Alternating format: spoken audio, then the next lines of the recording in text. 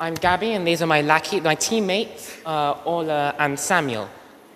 So, do you fail all your exams because you simply don't know what to revise? Have you ever tried eating a diet that consists of nothing but pencil shavings? Because that won't help you. Don't do that. Instead, try using our online service, which is efficient and simple, and will give you revision tips tailored to you based off genuine statistics from the examiner's boards. It's completely free to use, except we demand your firstborn child. That was a joke. We don't actually want anything from you except your unending loyalty and adoration. I'm going to go over to Ola now to talk about the design. Fancy. Right, the design is sort of a sketch sort of look. We spent a while sort of figuring out what sort of design we were going to use, because we went through lots of prototypes and lots of ideas, and we settled on this one, which is a notepad sort of sketch. We chose it over the sort of sleek, minimalistic design, because we figured that one was a bit overused, and we thought something different and unique and engaging for someone who's doing revision would be better. It's got doodles scattered across the page that have generally they're just random, but on our arts page we have like things to do with art, and on the maths page we might have things to do with maths and so on. We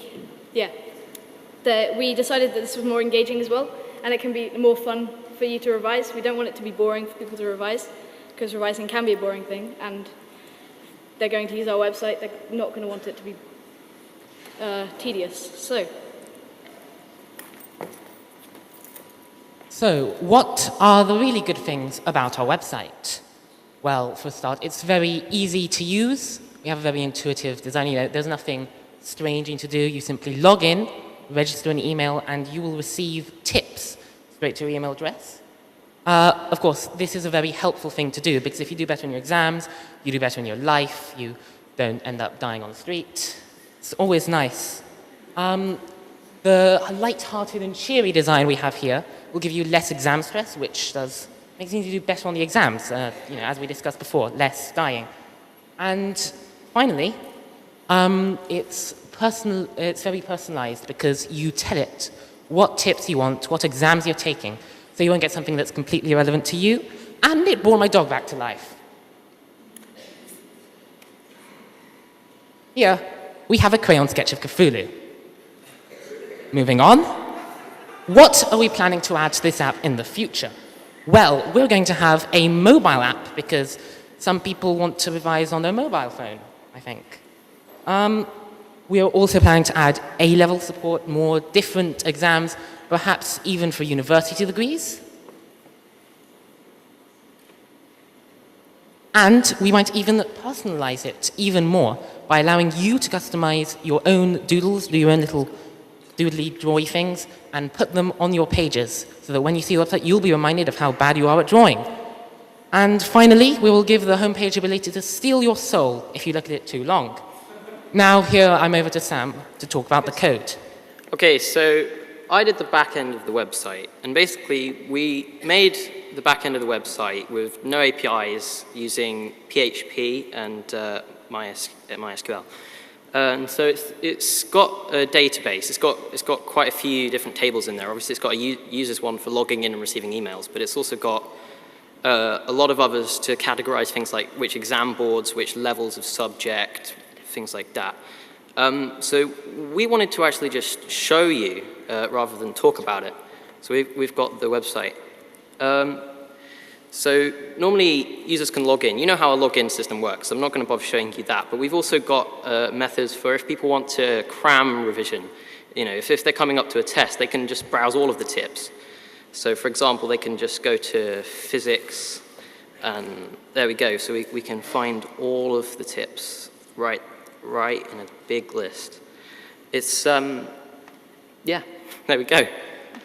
We spent a lot of time trying to get the back end and the code to have just a really nice looking output. It's it's relatively simple code, but it was just tweaking it, the sizes of the text and how the line spacing and the exact text of how it outputs the back end. Thank you. We've been Panic at Rewired. We accept tips only in human flesh.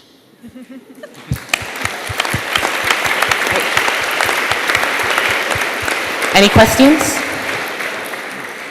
Yeah, how much massaging of the data have you done that you get in? By the way, I love the whole steampunk thing you got going on there. Well done. So you're taking data from the source. How much are you massaging it? Because like, obviously it's going to be a very text-heavy site because that's what you've got. But are you actually making that text more readable? Are you breaking it up intelligently? What are you doing there?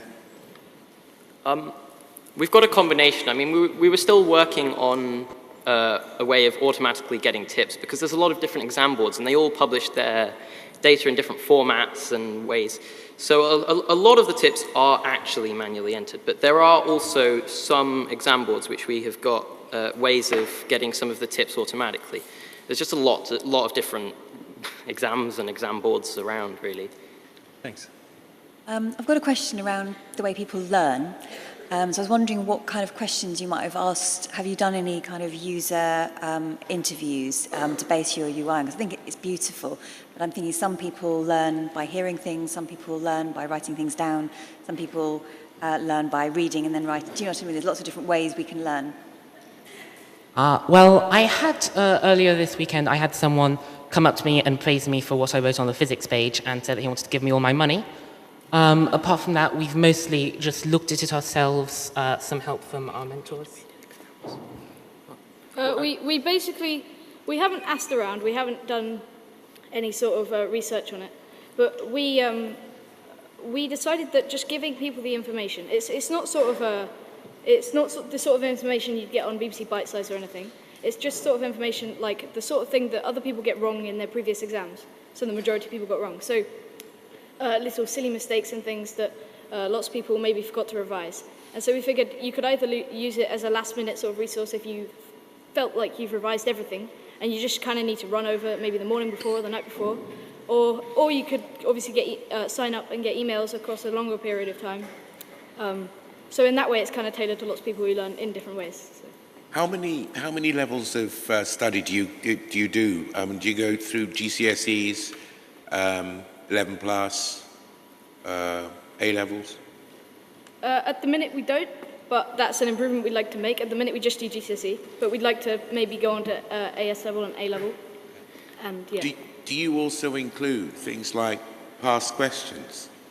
Well, we decided that there's a lot of ways of accessing that sort of stuff already, that sort of data. There's a lot of past questions, past papers out there, but what we realized, we're all doing or have done our exams already in the summer, so we've got a bit of experience, and we noticed that a lot of people don't use the examiners' reports, which are great resources. They literally come packed with tips from the people who are going to pretty much decide what grade you're going to get.